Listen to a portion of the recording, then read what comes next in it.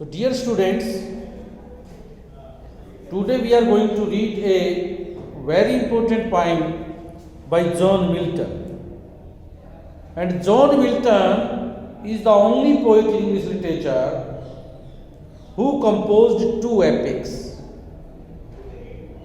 He had a vast knowledge of the universe, of divinity, or he has mastery over all the branches of literature and knowledge.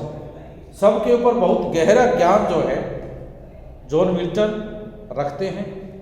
और आपने पढ़ाकू सुने होंगे, पढ़ाकू सुने ना, मैं सबसे बड़ा पढ़ाकू हूँ, दूसरा कहता नहीं मैं सबसे ज़्यादा पढ़ती हूँ या पढ़ता हूँ। लेकिन कोई ऐसा पढ़ाकू आपने देखा तो पढ़ते पढ़ते ब्लाइंड हो गया, अंधा हो गया, who lost his eyesight while reading, पढ़ते पढ़ते जिसकी आंखों की रोशनी चली जाए, कोई नहीं सिवाय Milton. John Milton is the only poet who became blind at the age of before 50, 44 और 45। 45 साल की उम्र में जिसकी आंखों की रोशनी जाती रही। ऐसे कवि हैं, विलियम शेक्सपियर का नाम सुना आपने, क्रिस्टोफर मार्लो, जॉफ्री चौसर जो पहले पोइट है, सबने लिखा, लेकिन इंग्लिश लिटरेचर में कोई भी एपिक नहीं लिख पाया सिवाय जॉन मिल्टन के। अब ये कवि मैं आपको क्यों बता रहा हूं? Because this poem's title is on his blindness. So the poet laments, the poet mourns at the loss of his eyesight. कवि की जब आंखों की ज्योति चली गई तब वो अपना दुख प्रकट करता है। लैमेंट्स करता है LAMENTS, दुख व्यक्त करना। तो वो दुख व्यक्त करता है, क्या करता है कि now I have became blind, अब मैं अंधा हो गया हूं। अब अंधा आदमी क्या कर सकता है? If you become blind then there will be darkness in your life, and darkness is a symbol of ignorance. Darkness किसका प्रतीक है? अज्ञानता का प्रतीक है। और प्रकाश किसका प्रतीक है? ज्ञान का प्रतीक है। दूसरा डार्कनेस प्रतीक है डेथ, मृत्यु का। और उसके दूसरी तरफ प्रकाश देखते हैं जीवन का। तो नॉलेज जो है हम पढ़कर हासिल कर सकते हैं, वो नहीं हो पाएगा। If there is a poet and he can write poetry when he has eyesight, नेत्र ज्योति होगी तभी तो लिख पाएगा, नहीं तो लिख नहीं पाएगा। और यदि कवि लिख नहीं पाएगा, कवि की मृत्यु है, कवि तो मर गया समझो। फिर जैसे कवि क्या कहते हैं कि मुझको फांसी देने की जरूरत नहीं है, मेरे हाथ से मेरी कलम छीन लो, हो गई मृत्यु। तो कवि का यही मामला है। इसके बारे में जब हम देखते हैं तो व्हाट इज द सिचुएशन, सबसे पहले जब पहली लाइन पढ़ोगे तो you should know what is the situation कि the poet has lost his eyesight, कवि अंधा हो चुका है। फिर जो बाद में जो कविता लिखने का काम है ये चलता रहा, ये किसने किया? So the poet John Milton has 2 obedient daughters. Milton की 2 बेटियां थी। वो जब भी कहता था पिताजी बेटा ये लिखो, वो लिखना शुरू कर देती थी। And he became a great poet. और इस प्रकार से बेटियों की मदद से जो कविता लिखने का काम है वो जारी रहा।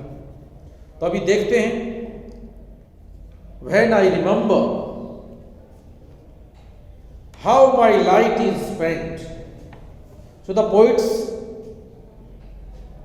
said in the opening line of the poem on his blindness, he said, when I consider means think, when I think how my light is spent, light means eyesight, spent means over.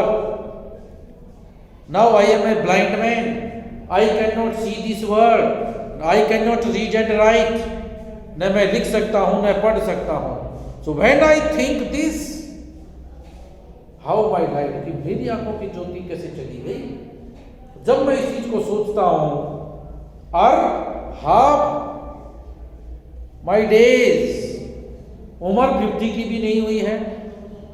Even I have not attend an age of 50 years, मेरी 50 साल की उम्र भी नहीं हुई है और मेरी आंखों की ज्योति चली गई। मैं जब सोचता हूं, व्हेन आई कंसीडर दिस, जब मैं इस चीज को सोचता हूं, क्या लगता है मेरे को?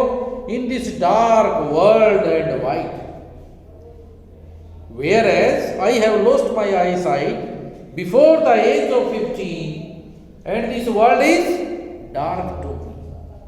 संसार कैसा है? बिल्कुल अंधकार ही अंधकार है मेरे जीवन में। और क्या कहता है? एंड वाइड, बहुत विशाल हो गया, क्योंकि आपको पता होगा कि ज्ञान का जो संसार होता है वो भी बहुत बड़ा होता है। बहुत सारे लोग कुछ किताबें पढ़ के ही अपने आप को महान मानने लगते हैं, लेकिन जॉन मिल्टन कहता है this world is dark to me and wide, बहुत विशाल है, विस्तृत है। जो मुझे पढ़ना था वो सारा रह गया। And that one talent which is death to hide. अब ये टैलेंट क्या है? क्या होता है टैलेंट? क्या कहते हैं? विर्च्यू, गुण, प्रतिभा। लेकिन यहां पर टैलेंट वो टैलेंट नहीं है। It is a biblical story, it is an extract from A biblical story, Bible. Biblical means a story from the Bible. Bible के अंदर एक कहानी है जिसमें एक मालिक है, एक नौकर है। उसमें टैलेंट का मतलब टैलेंट नहीं है, ये मीनिंग क्या है? कॉइन, सिक्का। तो एक मालिक दिखाया गया है, बाइबल में ऐसी कहानी है। मैंने कहा ना, it is not easy to understand the poem of John Milton. John Milton की किसी भी कविता को दिखने में छोटी सी लगती है, समझना आसान नहीं है। जब ये टैलेंट शब्द, एक शब्द समझने के लिए आपको बाइबल भी पढ़ी हुई होनी चाहिए, बाइबल भी पढ़ी हुई होनी चाहिए, तभी आप समझ सकते हैं। तो जॉन मिल्टन कहता है the one talent which is death to hide. ये जो टैलेंट मेरे को दिया था परम पिता परमात्मा ने, क्या टैलेंट था कवि में? Of writing great poetry. क्या था टैलेंट कवि के पास? Of writing great poetry which is death to hide. अगर मैं इसको छिपाता हूं, यानी पोइम नहीं लिखता हूं, तो क्या हुआ? Death, it is like death to me, मृत्यु हो गई।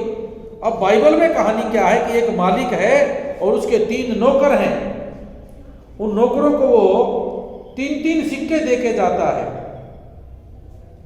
क्या करता है? ये लो तुम सिक्के रखो 3-3, मैं जब लौट कर आऊंगा तब तुम्हें हिसाब देना है। मैं देखूंगा तुमने सिक्के 3 के 3 रखे, 3 से 5 किए, 6 किए, या मतलब बढ़ाए या घटाए। तो पहला जो नौकर था उसने बिजनेस में लगाए, उसको घाटा हो गया। दूसरे ने भी लगाए, उसको फायदा हो गया। तो एक घाटे में चला गया सारा सब कुछ। लेकिन एक नौकर जो ज्यादा सियाना बनता था, उसने क्या किया? वो सिक्के लिए कि अगर कम कर दिए तो मालिक डांटेगा, अगर मुनाफा नहीं कमा पाया तो दिक्कत हो जाएगी। तो उसने वे तीनों सिक्के दबा के रख दिए जमीन में। क्या कर दिया? दबा के रख दिया। अब सिक्के दबा के रख दिए, मालिक आया। कहानी के अनुसार मालिक आता है, हाँ भाई बताओ, प्रेजेंट योर अकाउंट, अपना खाता प्रस्तुत करो, तुमने क्या किया, तुमने क्या किया, तुमने क्या किया। तो वो जब दिखाते हैं तो एक कहता है जी मैंने तो 3 रुपए इन्वेस्ट कर दिए, घाटा हो गया। दूसरे ने कहा जी मैंने लगाए थे, मेरे 3 से 5 हो गए।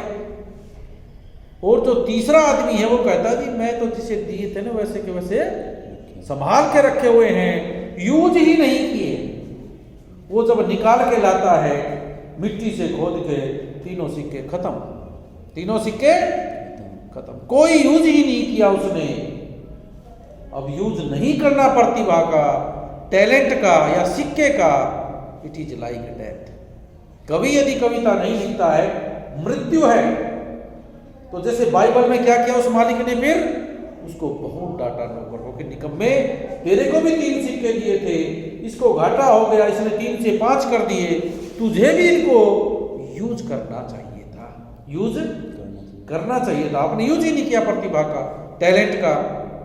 तो अब मिल्टन क्या कहते हैं, कहानी है बाइबल की जो मैंने अभी तक आपको सुनाई, लाइन तब तक समझ में नहीं आएगी जब तक ये कहानी आपको आती ना हो। And that one talent which is death to hide.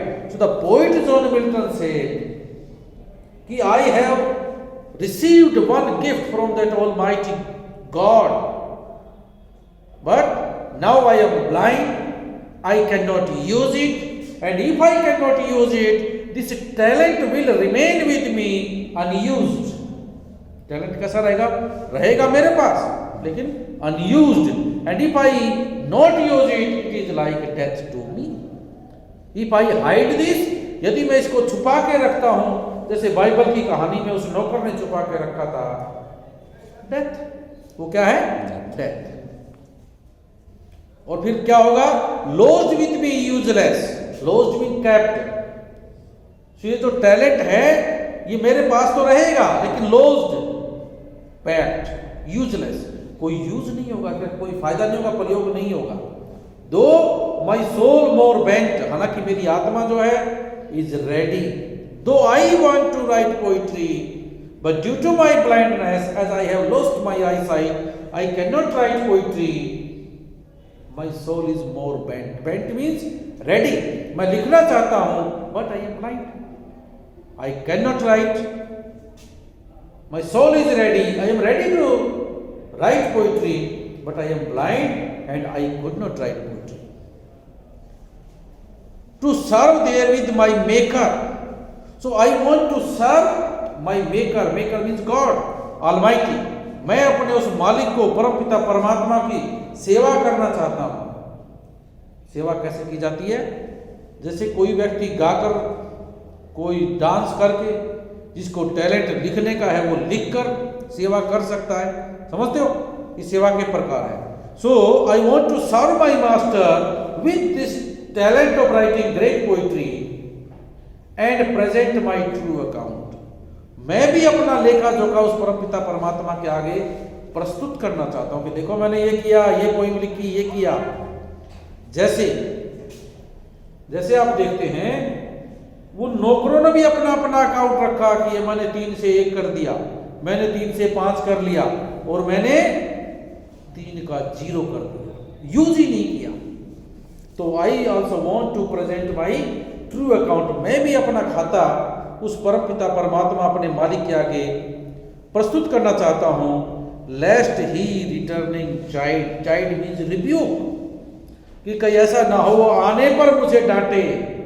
अब यहां कहानी आपकी जुड़ेगी बाइबल से। जिस प्रकार से वो मालिक जब लौट कर आया, उसने अपने उस नौकर को डांटा जिसने टैलेंट को छुपा के रख दिया था। उसने अपने उस नौकर को डांटा जिसने सिक्कों का, टैलेंट का यूज ही नहीं किया। जिस प्रकार से उस मालिक ने बाइबल की कहानी में अपने नौकर को डांटा अपने सिक्कों को ना यूज करने के लिए। माई मास्टर इज गॉड, मेरा मालिक कौन है? भगवान है। वो जब लौट कर आएगा वो भी मुझे डांटेगा क्योंकि मैंने भी अपने टैलेंट का यूज, टैलेंट का राइटिंग पोइट्री, मैंने उसका यूज ही नहीं किया। Lest he returning child, child means rebuke, वो मेरे को डांटेगा जैसे उस कहानी में मालिक ने नौकर को डांटा था। तो इसलिए ये पोइम लिखना चाहता है, कहीं मेरे साथ ऐसा ना हो, मुझे भी डांटा जाए। I am ready to write poetry as I have only one talent and if this talent remains unused with me it is death to me. अगर मैं इस टैलेंट का यूज नहीं करता हूं तो मृत्यु ही है मेरे लिए, तो और कुछ है ही नहीं। अब कवि क्या करता है, खुद ही सवाल खड़ा करता है कि मैं सेवा करना मैं तो चाहता हूं, लेकिन क्या परमपिता परमात्मा भी मेरी सेवा लेना भी चाहता है? खुद ही उसकी अंतरात्मा सवाल पूछती है। क्या पूछता है? Doth God exact day labour light at night? क्या वो परमपिता परमात्मा मुझसे लेबर का मतलब मजदूरी, मतलब मेहनत का काम करवाना चाहता है? लाइट डिनाइड, और एक ऐसे आदमी से who is not having I site, जिसकी नेत्र ज्योति है ही नहीं। क्या ऐसे आदमी से परमपिता परमात्मा काम करवाना चाहता है?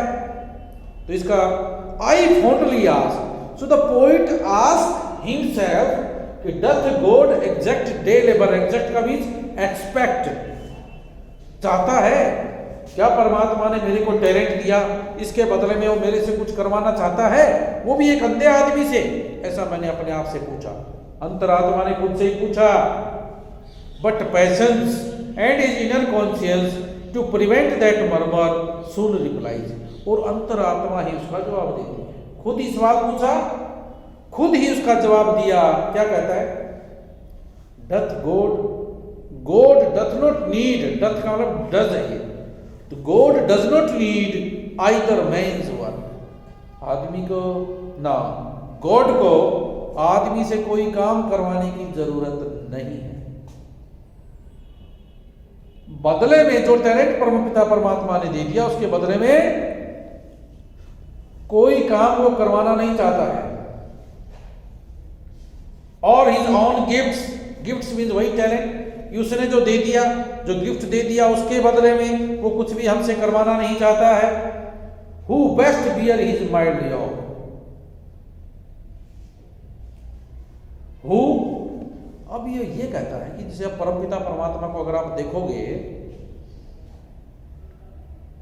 Who best bear his mild yoke, अब उस क्यों नहीं करवाना चाहता है आदमी से? क्योंकि उसके जो संरक्षकों में और जो कार्यकर्ताओं में आप देखोगे तो बहुत ही सुपर नेचुरल, जो मनुष्य की तुलना में बहुत तेजी से भाग सकते हैं, बहुत तेजी से दौड़ सकते हैं, कभी न थकने वाले, पहाड़ी पे चढ़ सकते हैं, हवा में उड़ सकते हैं, ऐसे फरिश्ते हैं उसके पास।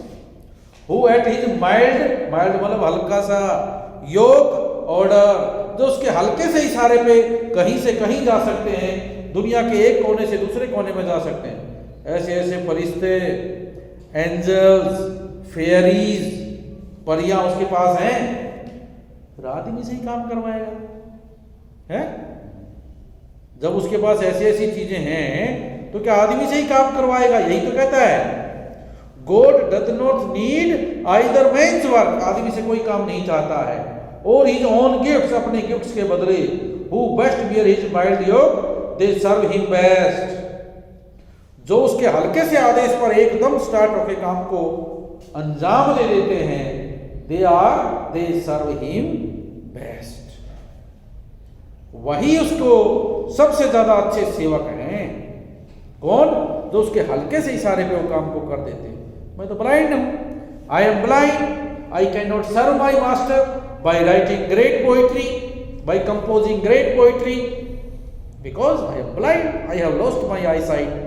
मैं तो अंधा हूं, मानव हूं, मेरी लिमिट है, मुझे दिखाई भी नहीं देता है, लेकिन उसके पास तो बहुत कुछ है, जो उसके हल्के से इशारे पे ही काम कर देते हैं। दे सर्व हिम बेस्ट, वो मुझसे कहीं ज्यादा बेहतर उस परमपिता परमात्मा की सेवा कर रहे हैं। हिज स्टेट इज किंगली, ये सबसे महत्वपूर्ण स्टांजा है, very important stanza. His state is kingly, so God is king of Kings, he is not only single king, he is king of kings. His state means situation, status, his status is kingly, he is king of kings, thousands at his beating speed. So there are not only one angel, one fairy, one demon or spirit, so there are thousands of spirits which are standing, जो उसके सामने खड़ी हुई है, उसके आदेश की प्रतीक्षा में। हजारों की संख्या में फेयरीज हैं, एंजल्स हैं, जो उसके एक हल्के से इशारे पर कुछ भी कर सकती हैं, वो खड़ी है उसके आदेश के इंतजार में। His state is kingly, thousands at his beating speed and post over land and ocean without rest. अभी हम क्या देखते हैं, जैसे कि हमें कोई काम कहा जाए कि जाओ अभी सतनाली चौक तक भागे भागे जाइए, अब वहाँ तक जैसे आप दौड़े दौड़े जाओगे, कुछ बच्चे रेस लगाने वाले हैं, वो तो फिर भी भाग दौड़ के हाथ लगा के आ जाएंगे, बाकियों को काफ़ी दिक्कत होगी। ये सतनाली का चौक तो बहुत निकट है ना, nearest is the nearest target, और अगर गॉड कहते जा जाके नॉर्थ पोल को हाथ लगा के आओ, साउथ पोल को, क्या होगा हमारा? So God has angels which can post means walk, run over land. उसके पास ऐसे ऐसे फरिश्ते हैं जो जमीन पे चल सकते हैं, वाटर पे चल सकते हैं, हवा में चल सकते हैं, एकदम से पहाड़ी चढ़ सकते हैं। अब हमारी तो पहाड़ी पे चढ़ना पड़ेगा तो सांस फूल जाएंगे भाई, पैर दुखने लगेंगे, ऊपर से गिर भी सकते हैं। तो ऐसे फरिश्ते, post means walk over land and ocean without rest. हम तो थोड़ी दूर चलेंगे फिर सांस लेने लगेंगे लंबे लंबे, थक जाएंगे, हाँफने लगेंगे। But the angels, the fairies which are at his command, they are thousands in numbers, जो हजारों की संख्या में हैं, they can walk over land, वो जमीन पे भी चल सकते हैं और पानी में भी चल सकते हैं, पहाड़ी में भी चल सकते हैं। क्रिश फिल्म देखिए, बस वो समझ जाओ।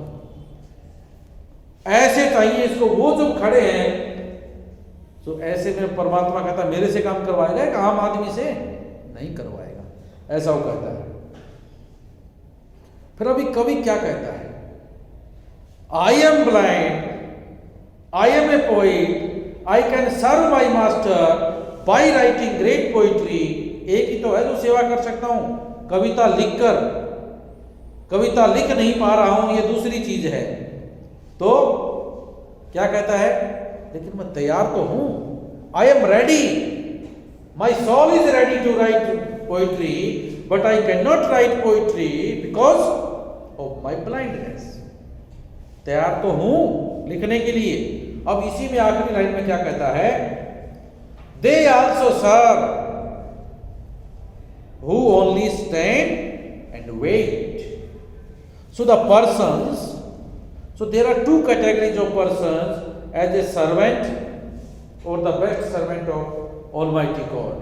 One is who do something for Him, who perform their duties at His mild yoke, at His order, तो उसके आदेश में काम कर देते हैं। दूसरे वो हैं जिनको काम दिया नहीं गया है, खड़े हैं, इंतजार में खड़े हैं कि कब वो कहेगा और मैं अपना काम कर दूंगा। So who are their best servant? उन दोनों में से बेस्ट सर्वेंट कौन सा है? एक तो वो जिसको काम कहा गया उसने कर दिया, दूसरा वो जो इंतजार में है। So here the poet John Milton, he says कि they are also his best servant who only stand and wait for their turn. कि जो खड़े हैं कि अभी परमात्मा आदेश करेगा और हम इसको पूरा कर देंगे। जो वेट कर रहे हैं, जो इंतजार कर रहे हैं अपनी बारी का, they are also his best servant. So the poet John Milton, in the opening और in the beginning of the poem, we see him lamenting over the loss of his eyesight. He is regretting, he is mourning कि he became blind, कि मैं अंधा हो गया हूं, उसके ऊपर रोता हुआ दिखाई देता है। Then he asked some question, फिर एक सवाल खड़ा करता है कि doth God reject either a man's work? क्या भगवान आदमी से काम करवाना चाहता है? फिर उसका जवाब देता है, and at the conclusion he said he is king of kings. He does not exact or expect day labor from men, as there are numerous spirits, angels or fairies which are at his command and which can perform their duty with ease or in a fast manner, as they can walk over land, ocean, they can fly, everything without taking rest. And in the last, he said, I am also his best servant. Why? Because the persons who are in waiting, who are ready to serve to God, जो परमपिता परमात्मा की सेवा करने के लिए जो तैयार खड़े हैं, काम नहीं बताया गया है उनको कुछ भी, लेकिन जो तैयार खड़े हैं वो भी उसके बेस्ट सर्वेंट हैं। स्टॉप करो।